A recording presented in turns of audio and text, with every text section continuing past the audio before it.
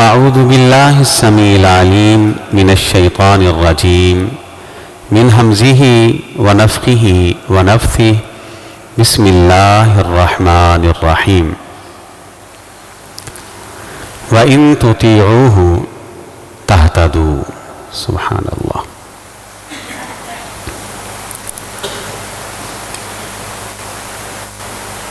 قرآن مجید کی ایک سورہ مبارکہ ہے جس کا نام ہے النور۔ نور کا معنی روشنی، اور یہ سورت مبارکہ بہت سارے امتیازی فضائل اور عظمت رکھتی ہے۔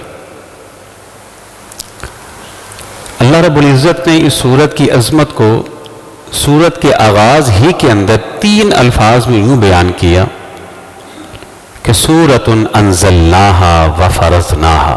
اللہ اکبر۔ سورۃ، یہ ایک عظیم الشان سورت ہے۔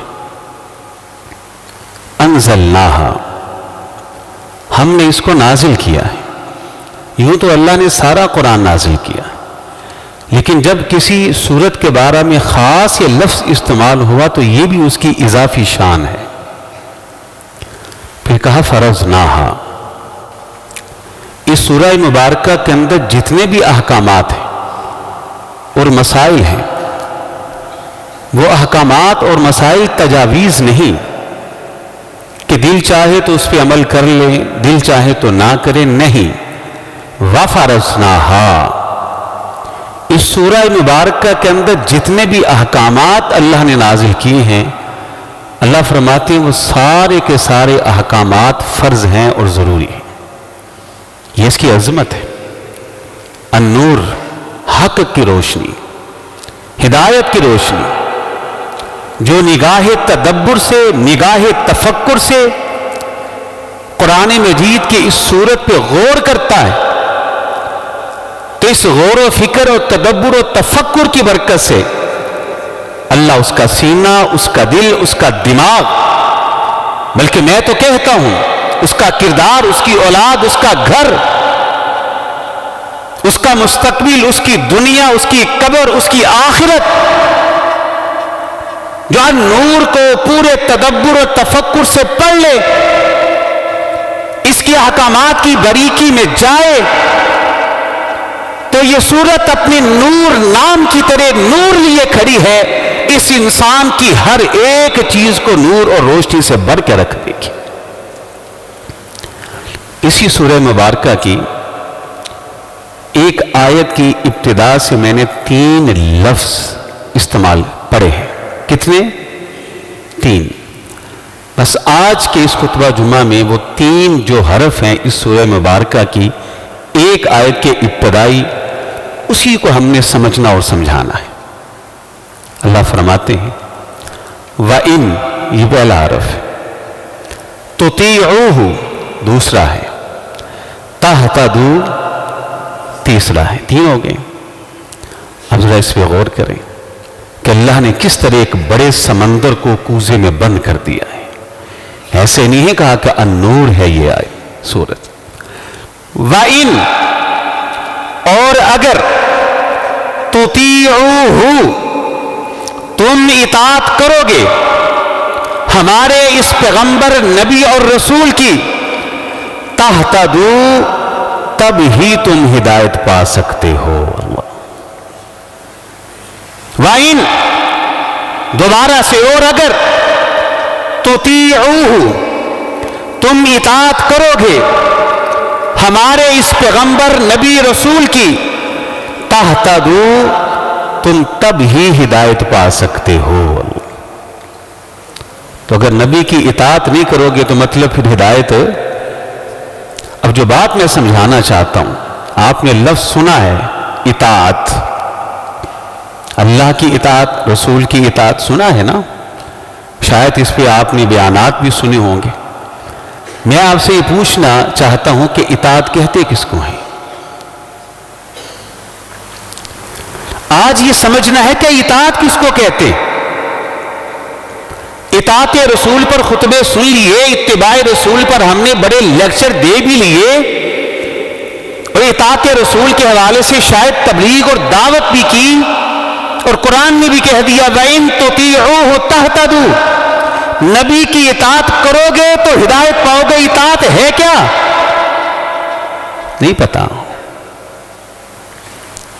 معذرت کے ساتھ میں اگر یہ کہوں کہ وہ لوگ جو اپنے آپ کو اہل الحق کہتے ہیں، اہل الحدیث کہتے ہیں، اہل التوحید کہتے ہیں، حقیقت یہی ہے کہ حق والے یہی ہیں، توحید والے یہی ہیں، حدیث والے یہی ہیں، میں ان سے بھی یہ پوچھوں کہ آپ تو اطاعت رسول کی دعوت دینے والے، تو ان میں بھی شاید اکثریت کو علم نہیں کہ اطاعت رسول جو اللہ نے قرآن میں حکم دیا ہے کس کو کہتے ہیں۔ چلے میں سمجھاتا ہوں کتاب و سنت اور قرآن و حدیث کی روشنی میں اطاعت کے لیے سب سے پہلی چیز کیا ہے؟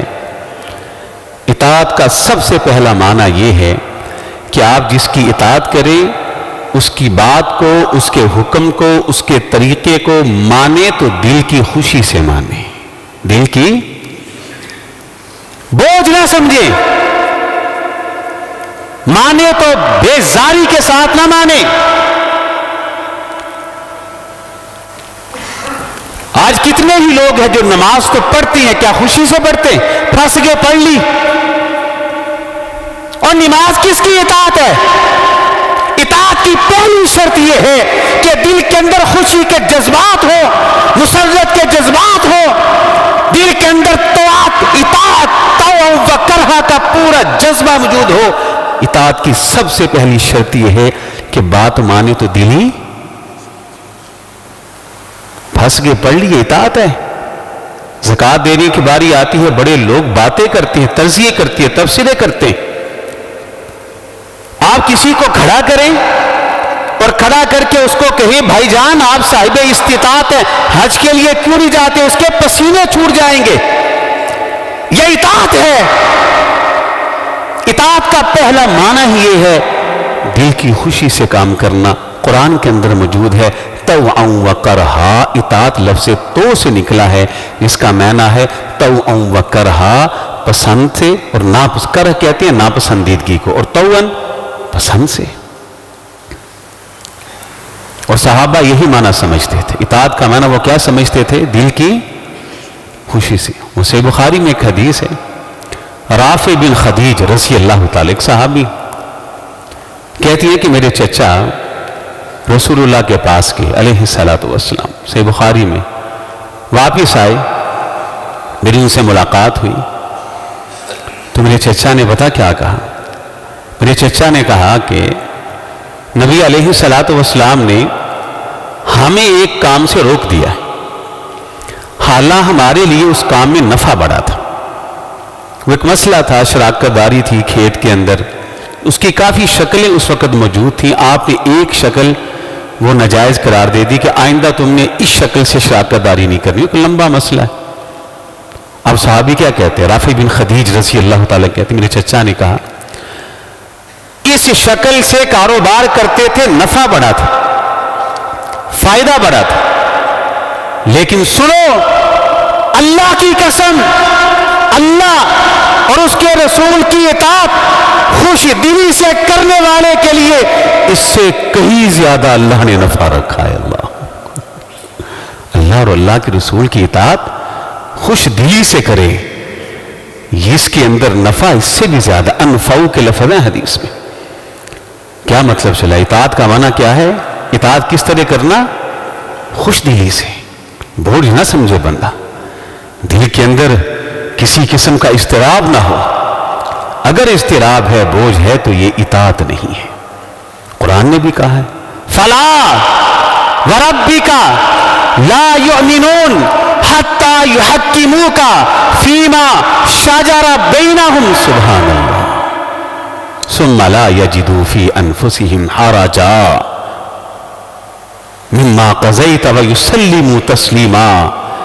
اللہ کیا کہتے ہیں؟ فَلَا وَرَبِّكَ، تیرے رب کی قسم، لا یؤمنون، یہ شیوا مومنوں کا نہیں، حتی یحکموک فیما شجر بینہم، کہ فیصلہ نبی کرے، حکم نبی دے، اور اپنے دل کے اندر تنگی اور گھٹن محسوس کرے؟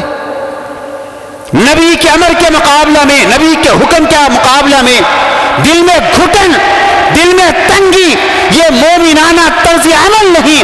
وَيُسَلِّمُوا تَسْلِيمًا، ایمان والوں کا طرز عمل یہ ہے خوش دلی سے نبی کی بات کو تسلیم کر لیتے ہیں، خوش دلی سے تسلیم کرنا، یہ پہلا معنی ہے اطاعت کا۔ اطاعت کا پہلا معنی کیا ہے؟ نبی کی بات کو کیسے تسلیم کرنا؟ خوش دلی سے۔ اطاعت کا دوسرا معنی کیا ہے؟ اللہ، پھر گریبان میں منہ ڈالے یہ کہنے والا بھی اور آپ بھی، کیا واقعی ہم اطاعت کرتے ہیں رسول اللہ کی؟ پہلا معنی یہ ہے کہ نبی کی اطاعت خوش دلی سے کرنا، اور دوسرا معنی کیا ہے؟ دوسرا معنی کیا ہے اطاعت کا؟ اطاعت الہی اور اطاعت رسول کا دوسرا معنی یہ ہے، جیسے ہی قرآن کی کسی آیت کا علم ہوا، جیسے ہی نبی کے کسی فرمان، حدیث، سنت کا علم ہوا، فوراً اس پہ عمل کر لیا جائے۔ کیا کیا جائے؟ چونکہ چنانچہ نہیں، اگرچہ مگرچہ نہیں، دعا کیجیے اللہ مجھے ہدایت دے، نہیں، کانوں میں آواز پڑی قال اللہ، کانوں میں آواز پڑی قال رسول اللہ، صدا کانوں سے ٹکرائی، پورا وجود فوراً سے پہلے اطاعت پہ کھڑا ہو، اسے کہتے ہیں اطاعت۔ جیسے علم ہوا فوراً اطاعت۔ اور یہاں زندگیاں گزری، خطبے بھی سنتے ہیں، درس بھی سنتے ہیں، حدیثیں بھی سنتے ہیں، لیکن عمل کوئی نہیں۔ یہ فوراً جو اطاعت والا معاملہ ہے، یہ بھی میں نے کو اپنی طرف سے نہیں بیان کیا، یہ بھی قرآن مجید کے اندر موجود ہے اور حدیث کے اندر موجود ہے۔ انما قول المؤمنین اذا دعوا الی اللہ ورسولہ، اللہ اکبر، یہ سورۃ نور کے اندر ہے۔ اللہ فرماتے ہیں، یہ پڑھ لے آپ کو گھر میں جا کے، اللہ کہتے ہیں اہل ایمان کا کردار یہ ہے، اہل ایمان کی بات اور قول کیا ہوتا ہے جب ان کو دعوت دی جاتی ہے، آؤ اللہ کی طرف، رسول اللہ کی طرف، یہ فیصلہ اللہ کا ہے، یہ فیصلہ اس کے رسول کا ہے، فوراً کہتے ہیں سمعنا واطعنا، ہم نے اللہ کے فیصلے کو سن لیا، رسول اللہ کی بات کو سن لیا، واطعنا، کیا مطلب ہے واطعنا کا؟ مانیں گے، کریں گے، دعا کریں، بیوی سے مشورہ کر لے، بھائیوں سے مشورہ کر لے، باپ سے بات کر لے، نہیں، واطعنا، جیسے ہی سنا فوراً سے پہلے کہا ہم نے یہ بات مان لی، اللہ اطاعت کر لی، فوراً مانا۔ ایک انسان حدیث پہ عمل کر رہا ہے، دل کے اندر گھٹن ہے، تنگی ہے، یہ اطاعت نہیں کر رہا، یہ نافرمان ہے۔ ایک انسان کے سامنے حدیث ہے، قرآن کی آیت ہے، سن کے فوری عمل نہیں کرتا، یہ اطاعت گزار نہیں، نافرمان ہے۔ اسے اطاعت کا علم کا پتہ ہی نہیں۔ اور یہ فوری کا لفظ میں نے اپنی طرف سے تھوڑا بیان کر، ہمارا تو اسٹیج ہی ذمہ دار اسٹیج ہے، یہاں سے جو بات ہوتی ہے وہ حدیث کے مطابق ہوتی ہے، قرآن کے مطابق ہوتی ہے۔ اب صحابہ بھی یہی معنی سمجھتے تھے فوری کا، کہ جیسے ہی کو حکم آیا فوراً عمل کریں۔ وہ گھٹن بھی محسوس نہیں کرتے تھے، خوشی سے کرتے تو فوراً کرتے تھے۔ آپ اس بات کو سمجھے، میں آپ کو سمجھاتا ہوں۔ ایک غزوہ تھا، غزوہ تبوک، غزوہ اللہ تعالیٰ سب کو مدینہ کی زیارت کروائے۔ مدینہ جائے نا تو بورڈ لگا ہوتا ہے ایک، مدینہ سے تبوک کا فاصلہ۔ میں نے جب پڑھا تو بڑا میں حیران ہوا، وہ فاصلہ کتنا تھا؟ 700 میل کا۔ مدینہ سے تبوک کا کتنا فاصلہ ہے؟ 700 میل۔ ایک پورا عرصہ اور پورا سیزن محنت کی، باغ کو پھل، باغ کو پانی دیا اور گوڈیاں کی، جو بھی محنت ہوتی ہے کی، مال خرچ کیا، محنت کی۔ اب وقت آیا کہ فصلیں پکی ہیں اور تیار ہیں، باغوں کے پھل لگے ہوئے ہیں، شدید گرمی ہے، گھروں میں فاقہ ہے، پیٹ میں بھوک ہے۔ اب وقت آیا ہے کہ پھل اتار کے کھائیں، میوہ اتار کے بیچیں، مال آئے جیب بھریں اور رس نچوڑے اور گرمی کے اس شدید موسم کے اندر تازہ میٹھا رس پئیں۔ یہ وقت تھا، اعلان ہوا پکی فصلیں چھوڑو، باغات چھوڑو، ایک عرصے کی محنت یہیں پہ چھوڑو، لشکر میں شامل ہو کر وہ تبوک کا لمبا سفر کر کے جہاد کے لیے نکلنا ہے۔ اللہ کی قسم کو ایک صحابی بھی ایسا نہیں تھا جس کی زبان پہ اعتراض، شکوہ، شکایت آئی ہو کہ رسول اللہ حالات تو دیکھیں، وہی باغات چھوڑے، فصلیں پکی ہے پکی رہے، خراب ہوتی ہیں ہو جائے، نفع آتا ہے آئے، نہیں آتا نہ آئے، خدا کی قسم صحابہ اطاعت کا معنی یہ سمجھتے تھے کہ انسان کے لیے سب سے پہلا نفع یہ ہے ادھر حکم رسول آئے فوراً اطاعت کر لو۔ اور مزے کی بات یہ ہے وہ دل کی خوشی سے کرتے تو فوراً کرتے تھے، اگر کسی عذر کی وجہ سے، کسی شرعی عذر کی وجہ سے کسی کام پر اطاعت نہ کر سکتے تب وہ روتے تھے۔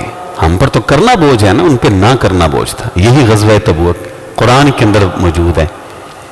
کچھ صحابہ آئے، انہوں نے آ کر نا اللہ کے رسول سے کہا علیہ الصلوۃ والسلام، مسکین تھے، غریب تھے، کہا اللہ کے رسول وہ سواری نہیں ہے ہمارے پاس کہ ہم بھی تبوک تک سفر کر سکیں، پیسے بھی نہیں ہیں کہ خرید سکے، تو پھر آپ سے یہ درخواست کرتے ہیں کہ آپ کے پاس کوئی سواری ہے تو ہم کو دے دیں۔ آپ علیہ الصلوۃ والسلام نے کہا کہ نہیں، لا اجد قل لا اجد ما احملکم علیہ، یہ قرآن مجید کے اندر 10واں پارہ ہے، آخری صفحہ ہے۔ آپ نے کہا نہیں میرے پاس تو تمہیں سواری نہیں دینے کے لیے۔ اب اندازہ کریں، اب وہ آئے، کیسے آئے، پلٹے، کیسے پلٹے؟ قرآن نقشہ کھینچتا ہے، تولوا واعینہم تفیض من الدم حزنا، تولوا واعینہم تفیض من الدم حزنا، کہ ان غریبوں کے دل پہ چوٹ لگی، ایسا غم ان کو پہنچا، جب واپس پلٹے تو ان کی آنکھوں سے آنسو جاری تھے اور رو رہے تھے، اللہ کہ سواری اور سامان نہ ہونے کی وجہ سے ہم جہاد جیسے عمل سے محروم ہو گئے۔ اللہ نے قرآن مجید کی آیتیں بنا کر قیامت تک صحابہ کی عصمت کو قرآن میں نازل کر دیا۔ تولوا واعینہم تفیض من الدمع حزنا، کہا بڑا ان کو غم پہنچا کہ ہم ایک رسول اللہ کے حکم کو نہیں مان سکتے شرعی عذر کی وجہ سے۔ یہ دو چیزیں ذہن کے اندر رکھیں، اطاعت وہ ہوتی ہے جو دل کی خوشی سے کی جائے، مزہ بھی تب ہی آتا ہے، اور اطاعت اس کو کہتے ہیں ادھر حکم رسول ہو فوراً گردن جھکا دی اللہ۔ وہ حضرت ابوبکر صدیق کا واقعہ صحیح بخاری میں ہے رضی اللہ تعالی، ابن کثیر میں بھی ہے، اور تفسیر کی تقریباً ہر کتاب کے اندر ہے۔ ان کا ایک رشتہ دار تھا، عزیز تھا، خالہ کا بیٹا تھا، اس کا نام تھا مصطح رضی اللہ، وہ صحابی تھے، غریب تھے، مہاجر تھے، غریب بھی تھے، مسکین بھی تھے۔ اب ان سے غلطی ہوئی، حضرت ابوبکر صدیق کیا کرتے تھے کہ مصطح کا خرچہ حضرت ابوبکر صدیق نے اٹھایا ہوا تھا، ان کو ماہانہ یا جو بھی اس دور میں چلتا تھا دیتے تھے، اس کا گھر کا خرچہ چلتا تھا، رشتہ دار بھی تھا، غریب بھی تھا، مہاجر بھی تھا۔ جب سیدہ عائشہ رضی اللہ تعالی عنہا پہ بہتان لگا اور منافقین نے لگایا تو مصطح بھی منافقین کے پروپیگنڈے کا شکار ہو گئے، انہوں نے بھی منافقین کے ساتھ مل کر چند باتیں کر دی۔ جیسے ابوبکر کو پتہ چلا رضی اللہ تعالیٰ کہ مصطح بھی اس پروپیگنڈے کے اندر شامل ہے، وہ بھی عائشہ کے بارے میں باتیں کرتا ہے، الزام تراشی کر رہا ہے۔ حضرات غور کریں، بیٹیوں کے معاملے بڑے سنگین ہوتے ہیں، یہ باپ سے پوچھئے جن کی بیٹیاں ہیں، کوئی ان کی بیٹی کے بارے میں اس طرح کی باتیں کرے تو باپ کے دل پہ کیا بیتتی ہے۔ ابوبکر بھی ایک باپ تھے، پتہ چلا، قسم اٹھائی، آج کے بعد اللہ کی قسم میں مصطح کو ایک پائی پیسہ بھی نہیں دوں گا۔ بیٹیوں کا معاملہ، قسم اٹھا لی، صحیح بخاری میں لکھا۔ اب اللہ نے قرآن مجید کی آیتیں نازل کر دی، وَلَا يَأْتَلِ اُولُو الْفَضْلِ مِنْكُمْ وَالسَّعَةِ۔ اللہ اکبر، اللہ نے ابوبکر کا تذکرہ بھی کیا تو کمال انداز میں کیا، سبحان اللہ۔ ابوبکر تمہاری عظمت پہ قربان جائے۔ اللہ کے رسول نے بلایا, کہا ابو بکر میں تمہیں قرآن کی آیت نہ پڑھ کے سناؤں؟ اللہ کے رسول سنائیے. تلاوت کی, وَلَا يَعْتَلِ اُولُو الْفَضْلِ مِنْكُمْ وَالسَّعَةِ, نانا تمہارے درمیان جو فضیلت و عظمت والے لوگ ہیں, مالی وسعت والے لوگ ہیں, وہ ان لوگوں سے مال خرچ کرنے سے قسمیں نہ اٹھائیں جو غریب بھی ہو, رشتہ دار بھی ہو, مہاجر بھی ہو. رشتہ تینوں تھا, مہاجر بھی تھا, غریب بھی تھا, ابو بکر کا رشتہ دار بھی تھا.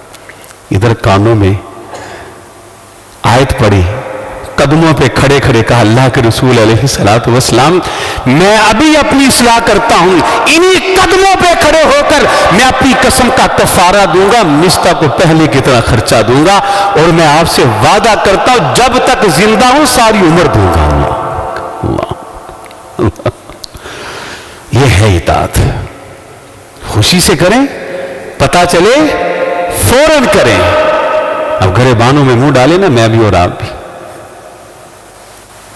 ان تطیعوہ, جیسے اطاعت کرنے کا حق ہے نبی کا ویسے کرو گے تو ہدایت پاؤ گے.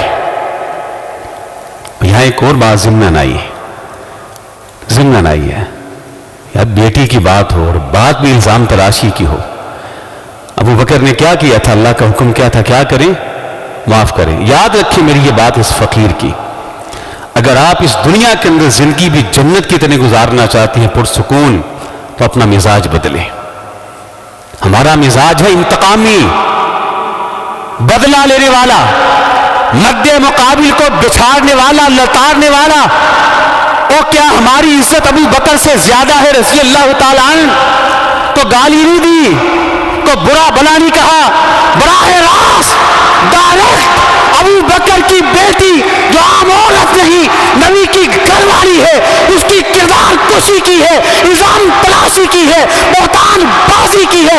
اللہ نے کہا کیا تم نہیں چاہتی کہ اللہ تم کو معاف کر دے؟ اگر تم چاہتی ہو کہ اللہ تم کو معاف کر دے تو تم بھی معاف کرو. اللہ میں یہی آپ سے سوال کرتا ہوں, کیا آپ نہیں چاہتی کہ اللہ آپ کو معاف کرے؟ تو پھر آپ اپنے چچا کو معاف کر دیں. کیا آپ نہیں چاہتے کہ اللہ آپ کو معاف کر دے؟ آپ چچا کے بھائیوں کو معاف کر دیں. کیا آپ نہیں چاہتی کہ اللہ آپ کو معاف کر دے؟ آپ اپنے ماموں کو معاف کر دیں. کیا آپ نہیں چاہتے اللہ آپ کو معاف کر دے؟ ماموں کی ساری اولاد کو معاف کر دیں. کیا آپ نہیں چاہتے اللہ آپ کو معاف کر دے؟ آپ اپنے سگے بھائی اس کی اولاد کو معاف کر دیں. کیا آپ نہیں چاہتے اللہ آپ کو معاف کر دے؟ آپ اپنے پڑوسی کو معاف کر دیں. کیا آپ نہیں چاہتے اللہ کو آپ کو معاف کر دے؟ یہ قانون ابو بکر نے سمجھا, اس پہ عمل کیا, زندگی ان کی پرسکون ہے. میں آپ کو دعوت دوں گا, خود کو بھی دعوت دوں گا, زندگی پرسکون گزارنی ہے, ابو بکر کا وطیرہ اپنائیں, معاف معاف معاف. اللہ اس دنیا کے اندر پتہ ہے بدترین زندگی کس کی؟ اور میں اکثر ایک لفظ استعمال کرتا ہوں, آج بھی کروں گا, کہ جو مرنے سے پہلے جہنم کی آگ میں جل رہا ہے. پتہ ہے کون ہے؟ بدترین زندگی, زخمی سام کی طرح جو ہر وقت وس گھولتا رہتا ہے. کون ہے وہ؟ ہے جس کے دل اور سینے میں انتقام کی آگ لگی ہوئی ہے. انسان ہے نا, زیادتیاں کون کرتے ہیں؟ فرشتے تو نہیں آئیں گے زیادتیوں کے لیے, انسان ہی کرتے ہیں. یہ چھوٹی زیادتی ہے, یہ چھوٹی تکلیف ہے کہ بیٹی کے اوپر ڈائریکٹ الزام لگانا, بہتان لگانا. لیکن ابو بکر نے کیا کیا؟ بند کیا خرچہ؟ نہیں, کہا معاف بھی کروں گا اور پہلے سے زیادہ حسن سلوک کروں گا. پہلے سے زیادہ کیا ہے؟ مرنے تک خرچہ نہیں بند کروں گا. اللہ تو میدان میں نکلے, یہ وطیرہ اور طرز اپنائیں, معاف معاف, انشاءاللہ زندگی آپ کی جنت بن جائے گی. تو خیر عرض کر رہا تھا, اطاعت کا پہلا معنی کیا ہے؟ کیا کریں؟ سب بولے دلی. نمبر 2, جیسے ہی پتہ چلے فوراً. حضرت عمر رضی اللہ تعالیٰ, یہ بھی صحیح بخاری میں ہے, ہمیں تو اور باتیں کو نہیں آتی ہیں, حدیث ہے یا قرآن ہے. صحیح بخاری میں حر بن قیس ایک صحابی, ان کے بھی چچا نے حر سے کہا, حر میں عمر سے ملنا چاہتا ہوں اور اکیلے ملنا چاہتا ہوں, کو وقت ملے گا؟ حر کہتے ہیں میں نے عمر بن خطاب سے بات کی رضی اللہ, میرے چچا آپ سے ملاقات کرنا چاہتے. پتہ نہیں تھا کہ ملاقات کیوں کرنی, علم نہیں تھا. صحیح بخاری میں حر چچا کو لے کے عمر کے پاس آ گئے رضی اللہ تعالیٰ. حر کھڑے ہیں. اس حدیث کے راوی عبداللہ بن عباس رضی اللہ تعالیٰ عنہ. اور عبداللہ بن عباس کے والد سے بات آپ کو بتا دوں, عبداللہ بن عباس رضی اللہ تعالیٰ عنہما حضرت عمر بن خطاب رضی اللہ تعالیٰ عنہ کے جگری دوست تھے. جگری دوست کا مطلب یہ ہے جب تک عمر بن خطاب شہید نہیں ہوئے رضی اللہ تعالیٰ عنہ, عبداللہ بن عباس رضی اللہ تعالیٰ عنہما عمر بن خطاب کے ساتھ ہی رہے. یہ دونوں بڑی محبت ایک دوسرے سے کرتے. اور یہی حدیث کے راوی عبداللہ بن عباس کہتے ہیں میں بھی وہاں موجود تھا. حر کا چچا آیا اور آتے ہی عمر بن خطاب کو برا بلا کہنا شروع کر دی. ما عدلت یا عمر, کوئی آپ عدل نہیں کرتے, کوئی آپ انصاف نہیں کرتے. اور بھی بڑی باتیں تھیں جو نامناسب تھی. حضرت عمر غصے میں آئے, چہرہ غصے سے سرخ ہوا. حر کہتی ہے جیسے ہی میں نے عمر بن خطاب رضی اللہ تعالیٰ عنہ کو غصے میں دیکھا, وقت کے خلیفہ تھے, حاکم وقت تھے, حر جانتے تھے یہ اطاعت گزار فرما بردار ہیں. حر کہتے ہیں میں نے فوراً سے پہلے عمر کے سامنے قرآن کی ایک آیت پڑھ دی. مد مقابل گالیاں دے رہا ہے, الزام تراشی کر رہا ہے, برا بلا کہہ رہا ہے, عمر کے عدل و انصاف کے اوپر الزام تراشی کر رہا ہے. وہ عمر جس کے عدل کی مثال اپنے تو اپنے دشمن آج تک دیتے آئے, وہ عمر غصہ بھی آیا. اور کہتے ہیں مجھے تو علم ہی نہیں تھا کہ چچے نے بات کیا کرنی ہے. میں نے قرآن پڑھا, مجھے علم تھا کہ ان کے سر جھکتے ہیں تو قرآن کے سامنے, ان کے غصے ٹھنڈے ہوتے ہیں تو قرآن کی آیتیں سن کے. کہتے میں نے فوراً کہا خذ العفو وامر بالعرف واعرض عن الجاہلین. میں نے کہا عمر اللہ کا حکم ہے جاہلوں سے اعراض کرو, ان کی باتوں کا غصہ نہ کرو. خذ العفو, معاف کرو, درگزر کرو, اچھائی کا حکم دو. عبداللہ بن عباس رضی اللہ تعالی عنہما جو اس حدیث کے راوی ہیں وہ نقشہ کھینچتے ہیں.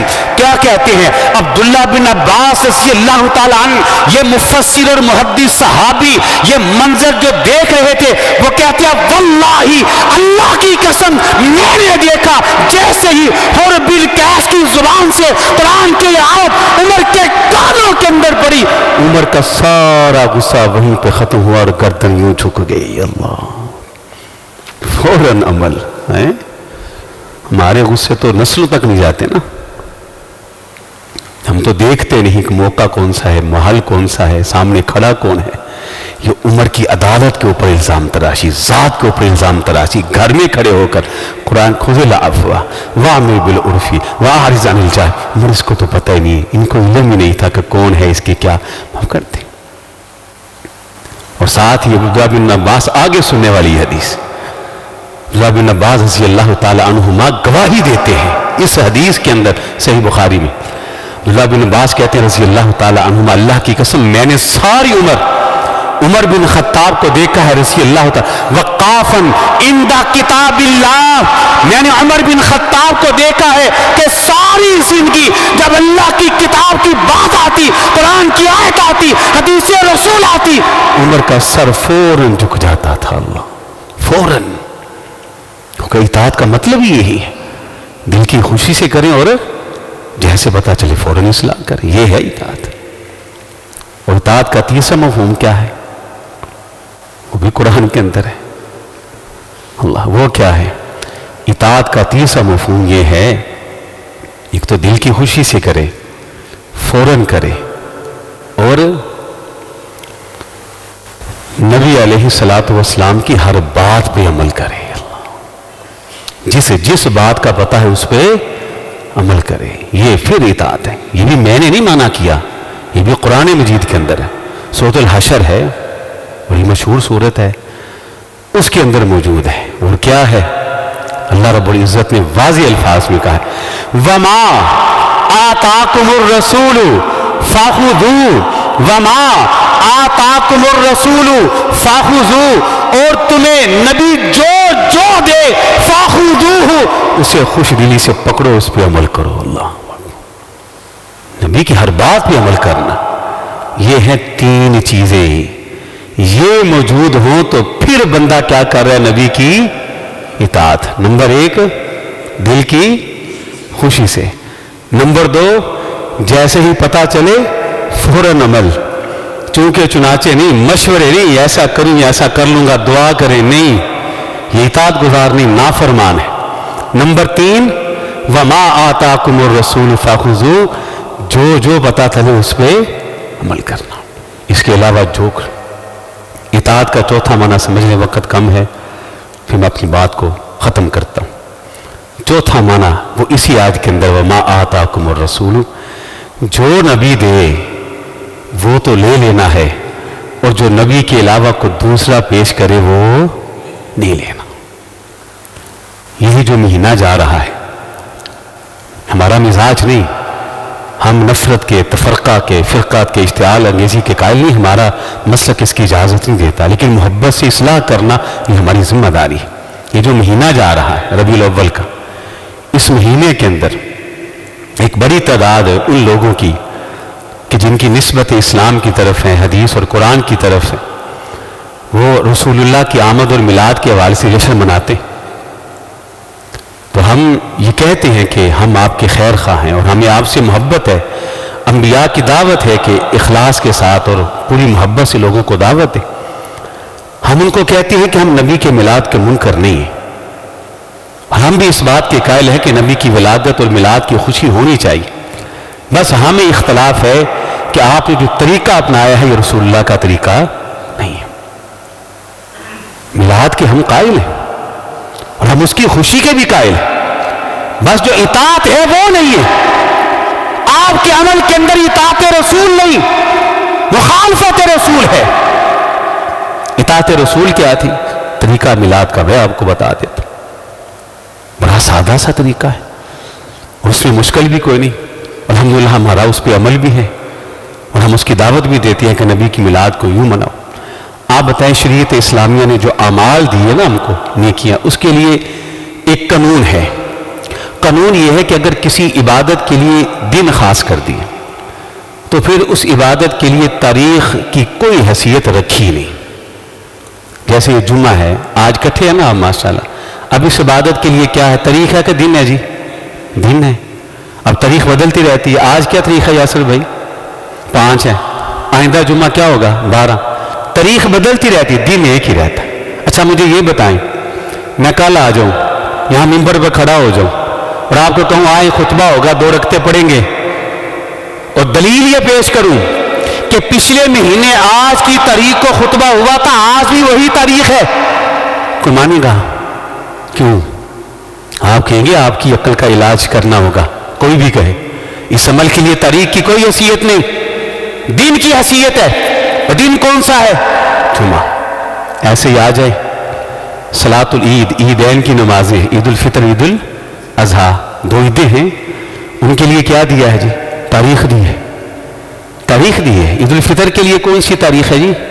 جی مریم، 1 شوال، شوال کی رمضان ختم ہوتا ہے تو 1 شوال کو عید الفطر ہوتی ہے شان میں، ایسے ہی ہے جی۔ اچھا تاریخ ایک رہتی ہے، دن بدلتا رہتا ہے۔ مجھے بتائیں میں ہفتے کے دن، اتوار کے دن، سوموار کے دن، منگل بدھ جمعرات جمعے کے دن کوئی ایک دن خاص کروں، نکلوں میدان میں، آپ کو بھی کہوں آؤ میدان کے اندر جمع ہوں، نماز عید ادا کرتے ہیں، دلیل یہ پیش کروں کہ پچھلے سال ہم نے ہفتے کو عید پڑھی تھی، اتوار کو پڑھی تھی، آج بھی ہفتہ ہے، اتوار ہے، سوموار ہے، جواب آئے گا آپ کی مت ماری گئی ہے، عید کے لیے ہمیں دن نہیں ملا، تاریخ ملی ہے، تاریخ 1 شوال ہے، وہ تاریخ آئے گی، دن کوئی بھی ہو اس تاریخ کو نماز پڑھی جائے گی۔ پتا چلا اگر کسی عمل کے لیے اسلام نے دن دیا ہے، تاریخ نہیں دی، تاریخ دی ہے تو دن نہیں دیا۔ حضرات محترم، میلاد اور ولادت کے لیے نبی علیہ السلام نے امت کو دن دیا ہے، تاریخ کیا دیا ہے جی؟ دن دیا ہے ولادت کے لیے، میلاد کے لیے دن دیا ہے۔ صحیح بخاری میں حدیث ہے، نبی علیہ السلام سے ایک صحابی نے پوچھا کہ اللہ کے رسول علیہ السلام آپ سوموار کے دن روزہ کیوں رکھتے ہیں؟ آپ علیہ السلام نے سادہ سا جواب دیا جو سب مانتے ہیں۔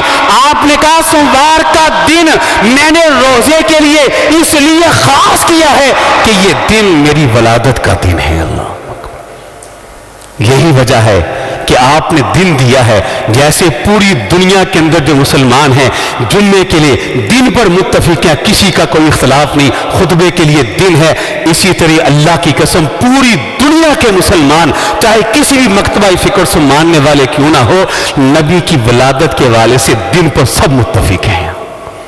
تو انہیں کسی کا کوئی اختلاف ہے دن میں؟ تاریخ میں اختلاف ہے۔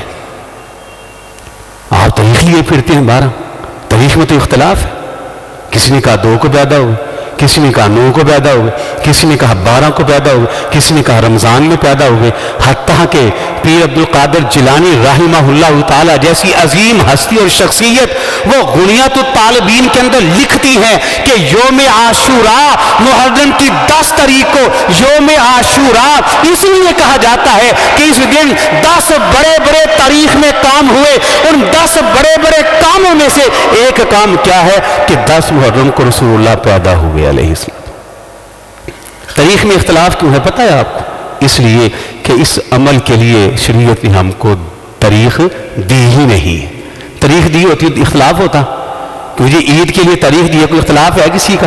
ایک دن سب پڑھتے، قربانی کی عید ہے میرے پاس وقت، تو اس لیے ہم تو کہتے ہیں کہ نبی کی میلاد کی خوشی منائیں، لیکن کس طرح وَإِن تُطِيعُوهُ تَهْتَدُوا، اپنے اعمال کو دیکھو، اگر تمہاری خوشی نبی کی اطاعت کے مطابق ہے تَهْتَدُوا، تم ہدایت یافتہ ہو، اگر نبی کی اطاعت کے مطابق نہیں تو تمہاری خوشی سوائے گمراہی کے کچھ نہیں ہے۔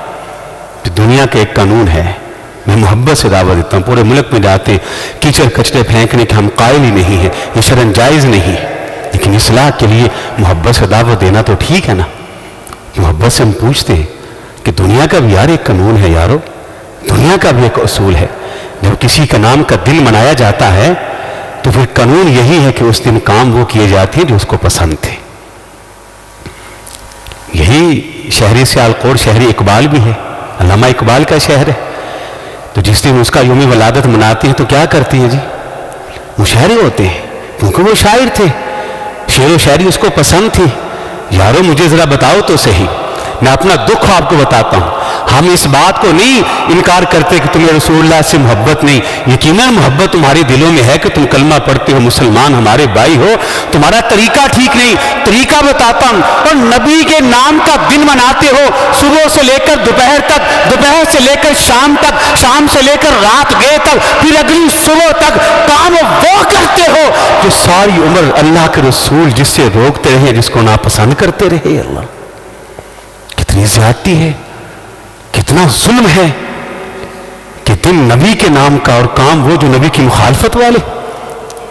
بڑے کام ہیں، 2 کی نشاندہی کر کے بات ختم کرتا ہوں۔ پہلا کام اٹھائیے صحیح بخاری، اس میں اللہ کے رسول نے ارشاد فرمایا، کہا 20 جتنی کتابیں ہیں، تورات، زبور، انجیل، صحف آسمانی، جتنی پچھلی آسمانی کتابیں موجود ہیں، تمام آسمانی کتابوں میں میری صفات، میرے اوصاف، میری علامات، میری نشانیاں موجود ہیں۔ جو آخری نبی آئے گا یہ اس کی خوبیاں ہوں گی، یہ علامات ہوں گی، یہ نشانیاں ہوں گی، یہ صفات ہوگی، یہ ان کی اس کی اوصاف ہوں گے۔ کہا پڑھ لو پچھلی ہر آسمانی کتاب کے اندر جو میری موٹی موٹی صفتیں بیان ہوئی ہیں، ان میں سے ایک بڑی صفت کیا ہے؟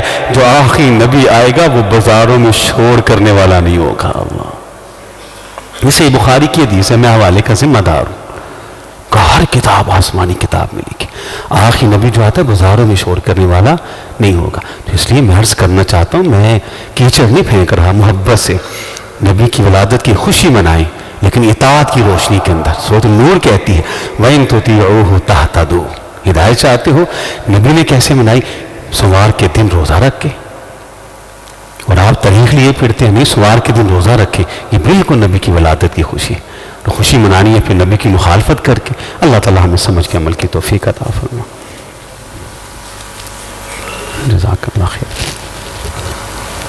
للہ نحمدہ ونستعینہ ونستغفرہ ونعوذ باللہ من شرور انفسنا ومن سیئات اعمالنا من يهده الله فلا مضل له ومن يضلل فلا هادي له واشهد ان لا اله الا الله وحده لا شريك له واشهد ان محمدا عبده ورسوله صلى الله عليه وسلم या अय्युहल्लज़ीना आमनुत्तक़ुल्लाहा हक़्क़ तुक़ातिही वला तमूतुन्ना इल्ला व अंतुम मुस्लिमून।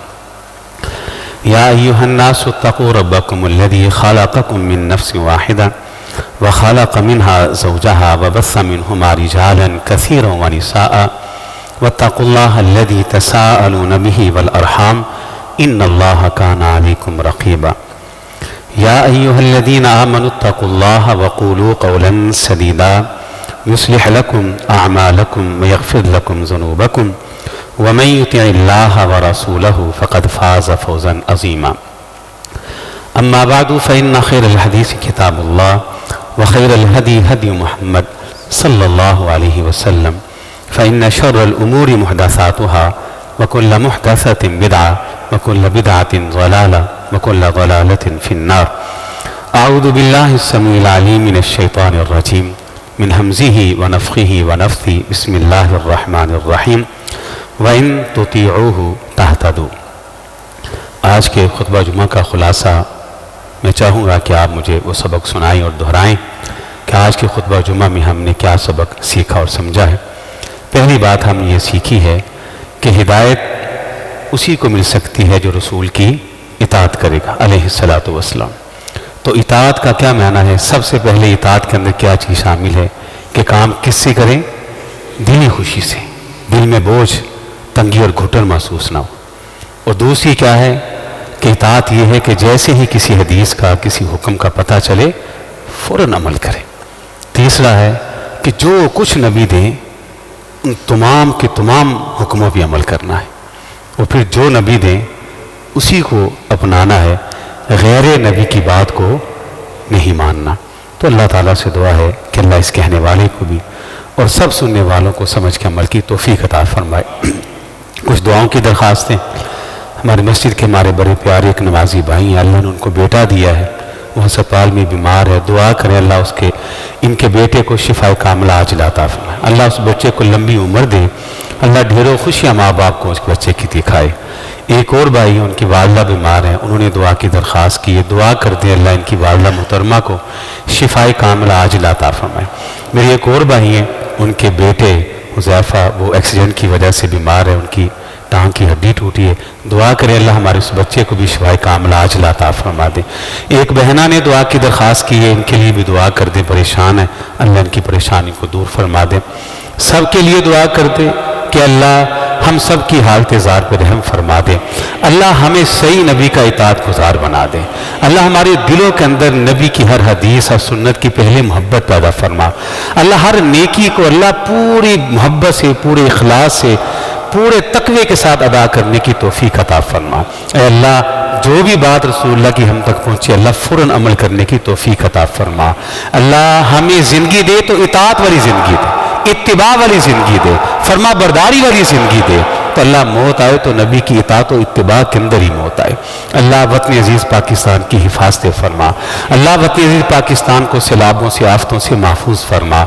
रब्बना आतिना फिद दुनिया हसना व फिल आखिरति हसना व क़िना अज़ाबन्नार। सुबहान रब्बिका रब्बिल इज़्ज़ति अम्मा यसिफ़ून व सलामुन अलल मुरसलीन वल्हम्दुलिल्लाहि रब्बिल आलमीन।